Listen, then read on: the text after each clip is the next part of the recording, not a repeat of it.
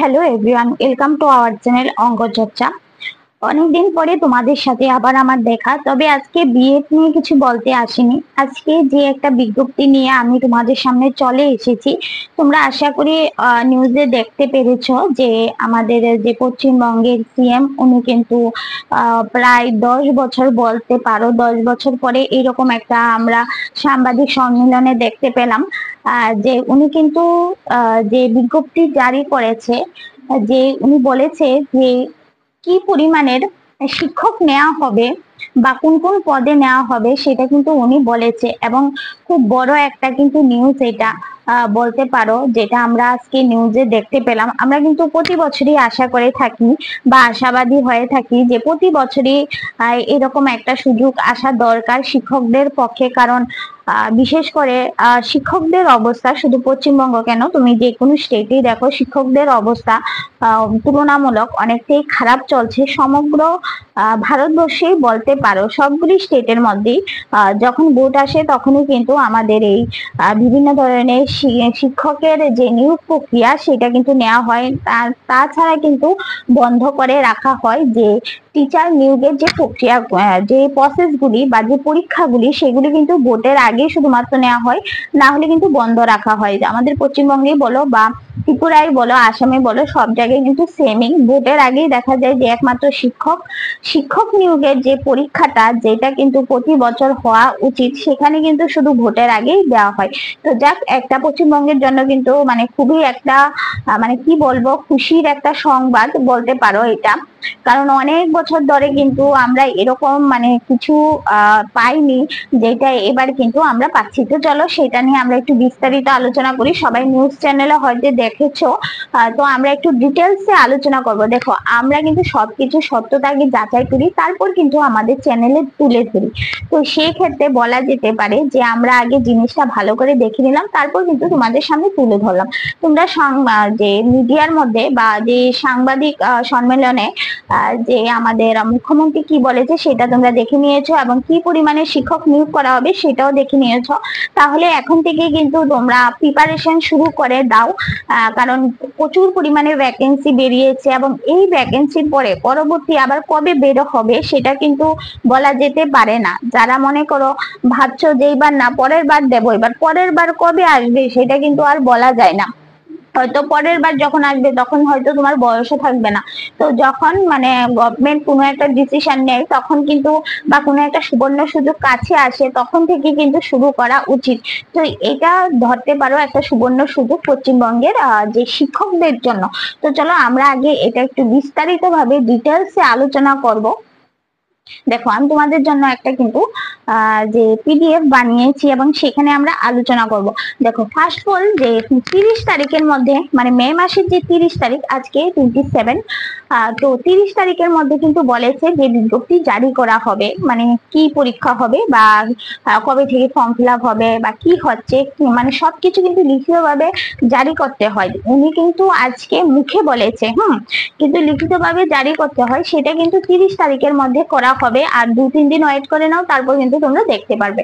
পরবর্তী দেখো, যে পরীক্ষার যে অনলাইনে যে আবেদন করা হয় যে এই পরীক্ষার, সেটা কিন্তু 16 জানুয়ারি থেকে শুরু হয়ে যাবে এবং সেটা কিন্তু 14 জুলাই পর্যন্ত থাকবে। অর্থাৎ 1 মাস তোমরা সময় পাবে আবেদন করার জন্য। আর আমি সবসময় বলবো একটু মানে কাছের দিকে, মানে ফর্ম ফিল আপটা শুরু হয়ে গেলে প্রায় 10 দিনের মধ্যে ফিল আপ করে নেওয়ার চেষ্টা করবে। কারণ পরবর্তী পর্যায়ে কিন্তু যে ওয়েবসাইট গুলি থাকে ওইগুলি কিন্তু ভীষণ অসুবিধা করে। আমি এবার যে রেলওয়ে পরীক্ষার মধ্যে দেখেছিলাম লাস্টের দিকে আমার যে স্টুডেন্টরা ছিল যারা এনটিপিসি এবং গ্রুপ ডির জন্য ফর্ম ফিল আপ করছিল, ওদের কিন্তু লাস্টে ওরা বসে আছে যে কোন জোন প্রেফারেন্স করব, কোন জোন ভালো হবে, সেটা কিন্তু ওরা মানে দেখার জন্য বা বিভিন্ন চ্যানেল ফলো করার জন্য বসেছিল। এবং লাস্ট দিকে দেখা গেছিল যে ওরা কিন্তু ফর্ম ফিল আপ করতে খুবই অসুবিধায় পড়েছিল এবং অনেকে কিন্তু ফর্ম ফিল আপ করতেও পারেনি। তো দেখো, রেলওয়ে ডিপার্টমেন্টে একটা জিনিস কি, জোন ওয়াইজ মানে দিতে হয়। চুজ করতে হয় যে তুমি কোন জুনে দেবে। এবার অনেকে ভাবে যে এই জুনে হয়তো ভালো নাম্বার লাগে, এই জন্য হয়তো কম নাম্বার লাগে। দেখো এরকম কিছু না, যে জন্য সব থেকে বেশি মানুষ অ্যাপ্লাই করবে সেই জন্যই কাট অফ সব থেকে বেশি যাবে। তো সেই ক্ষেত্রে সব ডিপার্টমেন্টে, শুধু যে সেন্ট্রালের ক্ষেত্রে সেরকম না, স্টেটের ক্ষেত্রেও কিন্তু সব ডিস্ট্রিক্টের মধ্যে, যে ডিস্ট্রিক্টের মধ্যে বেশি ফর্ম ফিল আপ হবে সেই ডিস্ট্রিক্টের কাট অফ সব থেকে বেশি যায়। যেহেতু আমরা টিচারের রিক্রুটমেন্টে এরকম নেই, তো আমরা এরকম আশা করিও না। তো তবুও আমি বলে দিই যে যখনই তোমাদের ফর্ম ফিল আপ শুরু হবে তার 10 দিনের মধ্যে কিন্তু ফর্ম ফিল আপটা করে নেওয়ার চেষ্টা করবে। অন্যান্য কাজ বাদ দিয়ে আগে ফর্ম ফিল আপটা শুরু করে নেবে, যাতে কোনোভাবেই ফর্ম ফিল আপটা তোমার হাত থেকে যাতে না মানে না ছুড়ে যায়, সেটা আমি বলবো আর কি। কারণ 10 দিনের মধ্যে ওয়েবসাইট খুব ভালো থাকে, পরবর্তী সময় কিন্তু ওয়েবসাইট খুব খারাপ থাকে। পরবর্তী সময় অনেকের কিন্তু অনেক অসুবিধা হয়। তো আগে ভাগে কোনো একটা কাজ করে নিলে ভালো। আর আমরা জানি কাল কাল বললে সেটা কিন্তু মহাকাল হয়ে যায়। তো আমরা কাল জিনিসটা না বলে আজই যা করার করে নেব। তো 1 মাস সময় থাকবে, আমার মতানুসারে প্রথম 10 দিনের মধ্যে ফর্ম ফিল আপ শুরু করে দেবে।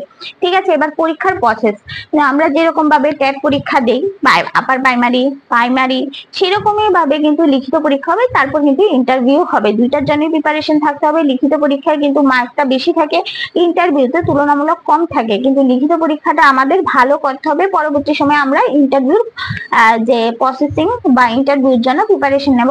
ফার্স্টে কিন্তু আমরা লিখিত পরীক্ষার জন্য প্রিপারেশন নেব। ঠিক আছে, এবার আজকে থেকে কিন্তু তোমরা শুরু করো, না হলে কিন্তু লস হয়ে যাবে সময়। কারণ সবাই, তুমি যে সময়টা মনে করো বসে আছো, সেই সময়টা হয়তো অন্য কেউ পড়াশোনা করছে। ঠিক আছে, সেটা সবসময় মাথায় রাখবে যে আমি হয়তো এই এখানে বসে বসে রিলস দেখছি ফেসবুকে, অন্য কেউ হয়তো এই সময়টা পড়ে নিচ্ছে, সে কিন্তু তোমার থেকে 1% হলো এগিয়ে গেছে।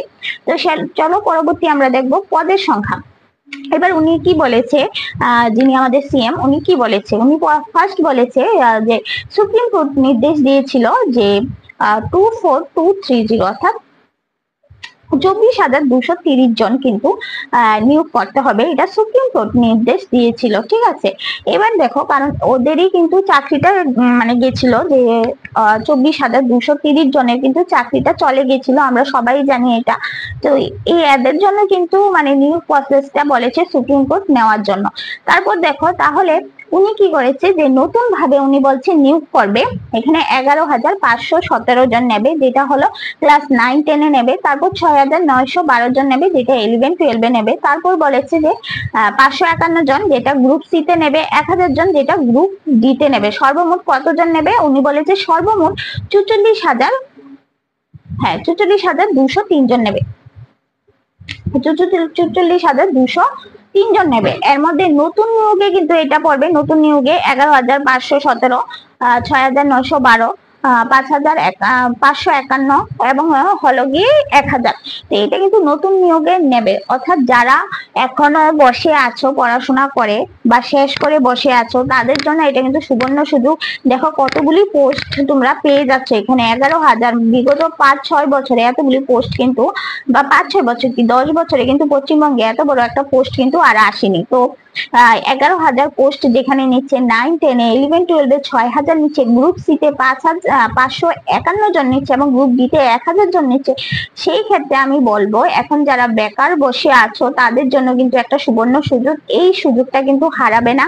আজকে থেকেই পড়া শুরু করে দাও। আমরা কিন্তু আমাদের চ্যানেলে কিন্তু এই ক্লাসগুলি মানে এই সিলেবাস ধরে কিন্তু ক্লাস শুরু করে দেব, যে কিভাবে তোমরা কোন কোন সিলেবাস থেকে কোন কোন জায়গা থেকে ভালো করে পড়বে বা কোন কোন জায়গাগুলি বেশি হাইলাইটিং করবে, আমরা কিন্তু ক্লাস দেওয়া শুরু করে দেব। তোমরা কিন্তু আমাদের ক্লাসে ফলো করতে পারো।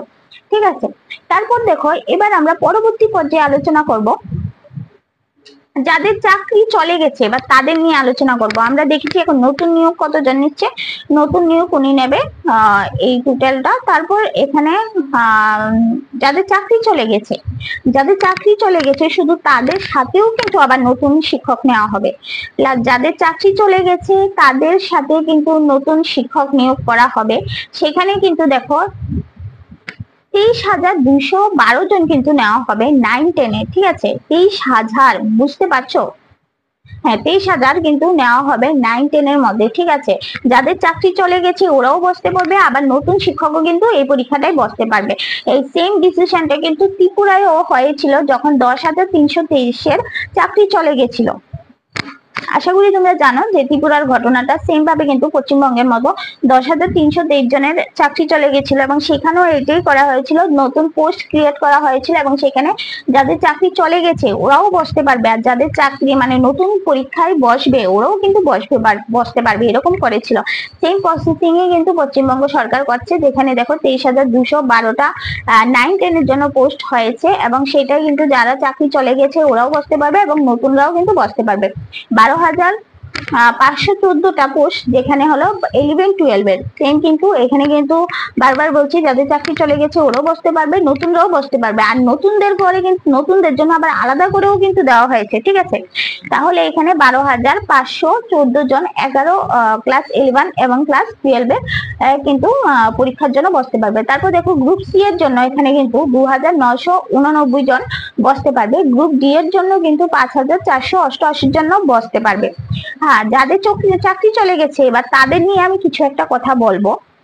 যাদের চাকরি চলে গেছে, প্রায় অনেকজন শিক্ষকের চাকরি চলে গেছে, সেটার জন্য খুবই সহানুভূতি আমরা, কিন্তু কি আর করা যাবে, এখানে আর স্বচ্ছ নিয়োগ না হলে সবসময় এরকম হয়। শুধু পশ্চিমবঙ্গ বলো, ত্রিপুরাও সেম অবস্থায়, ত্রিপুরাতে কিন্তু 10,323টা চাকরি চলে গেছে এবং স্বচ্ছ নিয়োগ হয়নি, কিন্তু তার জন্য কিন্তু চলে গেছে। এখনের দিনে এরকমই হবে, কারণ স্বচ্ছভাবে যদি কোথাও নিয়োগ নীতি না হয় সেখানে কিন্তু সেম ভাবে চাকরি চলে যাবে। তো যাদের চাকরি চলে গেছে দেখো, তোমরা অনেক আন্দোলন করেছো বা তোমরা অনেক কিছুই করেছো, তো এখন সময়টা হলো কিছু করে দেখিয়ে দেওয়া। হ্যাঁ আমি পারবো, হ্যাঁ আমি করতে পারবো, অবশ্যই পারবো। তিনটা কথা মনে রাখতে হবে, আমি পারবো, আমি করব, আমার দ্বারা হবে। এই তিনটা কথা যখন তুমি মাথায় ঢুকিয়ে নেবে, যে যাই বলুক না কেন তুমি কিছু না কিছু করতে পারবে। নিজের উপরে বিশ্বাসটা হলো মেন। যদি তুমি নিজে কোথাও মানে ভাবো যে আমি হেরে গেছি, তাহলে কিন্তু তুমি হেরে যাবে। তো সেই জন্য নিজেকে বোঝাতে হবে যে আমি পারবো, আমি করব, আমার দ্বারা হবে। তারপর দেখো আমরা এবার যারা চাকরি চলে গেছে তাদের নিয়ে কিছু কথা বলবো। তোমাদের কিন্তু বয়সে ছাড় দেওয়া হবে। তোমরা কিন্তু যাদের ওভার এজ হয়ে গেছো তারা কিন্তু সবাই বসতে পারবে। 30শে মে যখন নোটিফিকেশন আমাদের হাতে আসবে তখন কিন্তু আমরা আরো ডিটেলসে কিন্তু তোমাদের সামনে ক্লাসগুলি নিয়ে আসবো, আরো ডিটেলসে কিন্তু বোঝানোর চেষ্টা করব। তো যাদের কিন্তু চাকরি চলে গেছে তারা কিন্তু বয়সের ছাড় পেয়ে যাবে, সেই জন্য যাদের মানে এজ একটু বেশি হয়ে গেছে তারা চিন্তা করবে না, তোমরা পরীক্ষায় বসতে পারবে। তোমাদের নিজের কোনো দোষ ছিল না, চাকরি চলে গেছে সেটা গভর্নমেন্টের দোষ ছিল, স্বচ্ছ নিয়োগ নীতি হয়নি বলে, তোমাদের সেখানে কোনো কিন্তু দোষ নেই। তো তোমরা কিন্তু যাদের এজ একটু বেশি তারা কিন্তু অবশ্যই বসতে পারবে। তোমাদের কিন্তু কিছু এক্সট্রা সুযোগ সুবিধা দেওয়া হবে, যেটা কিন্তু নতুন যারা বসবে তাদের দেওয়া হবে না। এবারে এক্সট্রা কি সুযোগ সুবিধা দেওয়া হবে সেটা আমরা কিন্তু নোটিফিকেশন আমাদের হাতে আসলে সেটা দেখতে পারবো। এবার কি বলেছে, সুপ্রিম কোর্টে বলেছে যে যারা পরীক্ষা দিতে পারবে না, হ্যাঁ এবার অনেকের নাম একটু ভাবে হাইলাইটিং হয়েছে বিভিন্ন জায়গার মধ্যে, যার জন্য সুপ্রিম কোর্ট মানে ওদেরকে একদমই মানে বসতে বারণ করে দিয়েছে। যারা এরকম আছে ওদের জন্য কিন্তু গভর্নমেন্ট বলেছে যে অন্য ডিপার্টমেন্টে কিন্তু ওদের চাকরি দেওয়ার ব্যবস্থা করবে। এবং যারা গ্রুপ সি গ্রুপ ডি পদে চাকরি হারিয়েছে, অর্থাৎ গ্রুপ সি গ্রুপ ডি আছে, ওদেরকেও কিন্তু বিকল্প কোনো রাস্তা দেওয়া হবে বা ডিপার্টমেন্টে কিন্তু বিকল্প পরীক্ষা নিয়ে ওদেরকে কিন্তু দেওয়া হবে। তো যাদের চাকরি চলে গেছে তাদের জন্য সুবর্ণ সুযোগ, এটা হাতছাড়া করবে না। এটার জন্য আজ থেকে প্রিপারেশন নিয়ে নাও, যেহেতু তোমরা শিক্ষক, তোমরা পারবে, আমরা জানি তোমরা পারবে, তোমাদের দ্বারা অবশ্যই সম্ভব। এটা কি আর করা যায়, ভাগ্যের খেলা, যেটা মেটানো যায় না। তো সেটা আর কি ধরে নাও যে একটা ভাগ্যের খেলা চলছে। তো তার জন্য তোমরা আজ থেকে প্রিপারেশন শুরু করে দাও, তোমরা অবশ্যই পারবে। যারা আমার নতুন স্টুডেন্টরা আছো তাদেরকেও বলছি তোমাদের জন্য কিন্তু এটা একটা সুবর্ণ সুযোগ। আর কিন্তু 10 বছরও যে তোমরা এত বড় একটা নিয়োগ পাবে মানে বলা যায় না, বলা যায় না যে এরপরে আবার কবে আসবে সেটা বলা যায় না, হয়তো তোমার এইজই চলে যাবে। তো যারা নতুন আছো পরীক্ষায় বসবে তারাও কিন্তু আজ থেকে প্রিপারেশন নেওয়া শুরু করে দাও। আমরা কিন্তু তোমাদের জন্য বিভিন্ন ক্লাস নিয়ে চলে আসব, বিভিন্ন কি সিলেবাস নিয়ে আলোচনা করব। তাছাড়া যে যখন আমাদের হাতে যে নোটিফিকেশন আসবে তখনও কিন্তু আমরা স্পেশাল ভাবে সবকিছু বুঝিয়ে দেব। আশা করি তোমাদের বোঝাতে পেরেছি যে কিভাবে কি হবে বা কি না হবে, বা কতটা পোস্ট বেরোবে কতটা পোস্ট বেরোবে না, তো সবকিছু কিন্তু আমরা এখানে বলে দিয়েছি। দেখো, সুপ্রিম কোর্টের আরেকটা কথা যিনি বলেছিলেন, যে আমাদের পশ্চিমবঙ্গের গভর্নমেন্ট সরকার, উনি কিন্তু একটা কথা বলেছে যে সুপ্রিম কোর্টের নির্দেশ অনুযায়ী কিন্তু সবকিছু হবে। তো সুপ্রিম কোর্ট যে যে গাইডলাইন দেবে যে যারা চাকরি হারিয়েছে ওদের জন্য কি কি ব্যবস্থা নিতে হবে, কিভাবে পরীক্ষা নিতে হবে, বা ওদের জন্য স্পেশাল কিছু কি করা হবে, তার কিন্তু সবকিছু সুপ্রিম কোর্টের আদেশ মেনে করতে হবে। কারণ আবারও যদি গভর্নমেন্ট সুপ্রিম কোর্টের আদেশ না মেনে নিজের মতো করে পরীক্ষা নেয় বা কোনো নিয়োগ নীতি নেয়, তাহলে কিন্তু আবারও চাকরি চলে যাবে। মানে পরীক্ষা দেওয়ার পরে পাশ করার পরেও কিন্তু তারপর চাকরি চলে যাবে। এখন এরকমই সিস্টেম চলছে। তো তার জন্য কিন্তু উনি বারবার বলে দিয়েছে যে সুপ্রিম কোর্টের আদেশ মেনেই কিন্তু আমাদের এই নিয়োগ প্রক্রিয়া হবে। তো যারা চাকরি হারিয়েছ এবং যারা নতুন বসবে তাদের কাছে আমার একটাই বক্তব্য যে আজকে থেকে পড়া শুরু করে দাও। লিখিত পরীক্ষা হবে, তারপর কিন্তু তোমাদের ইন্টারভিউ হবে। তো কিভাবে কি হবে তার নোটিফিকেশন পাওয়ার পরে আমরা বলতে পারবো। কিন্তু এটা কিন্তু 2025 সালে একটা সুবর্ণ সুযোগ, এটা হারাবে না। বারবার আমরা বলছি যে এটা হারাবে না, কারণ এটা হারিয়ে গেলে যে তুমি যে আর চাকরি পাবে সেটা কিন্তু বলা যায় না। কারণ আবার কবে নিয়োগ নীতি বেরোবে কোনো গ্যারান্টি নেই। কারণ সব স্টেটে একই একই প্রসেস, সব স্টেটে। তুমি শুধু যদি ভাবো যে পশ্চিমবঙ্গে এরকম, এমন না। সব স্টেটে বেকারত্ব এতটাই বেড়ে গেছে, মানে কি আর বলবো, এখানে আর বলার কিছু নেই। যাই হোক, যা আমার বলার ছিল আশা করি তোমাদের বোঝাতে পেরেছি। যদি কেউ কিছু জানতে চাও, বুঝতে চাও বা না বুঝতে পারো, তাহলে আমাদের কমেন্ট বক্সে তোমরা কিন্তু কমেন্ট করতে পারো। আমরা তোমাদের সাথে সিলেবাস ডিসকাস করব, ক্লাস ডিসকাস করব। আমাদের ম্যাথ কিন্তু স্যাররা দিচ্ছে, দেখো তোমরা ম্যাথ ক্লাসগুলি। আর আমি কিন্তু তোমাদের জন্য সিলেবাস অনুযায়ী, টপিক অনুযায়ী এক একটা ক্লাস নিয়ে চলে আসবো। আমি তোমাদের পূর্ণিমা ম্যাডাম, তোমরা চিনো আমাদের।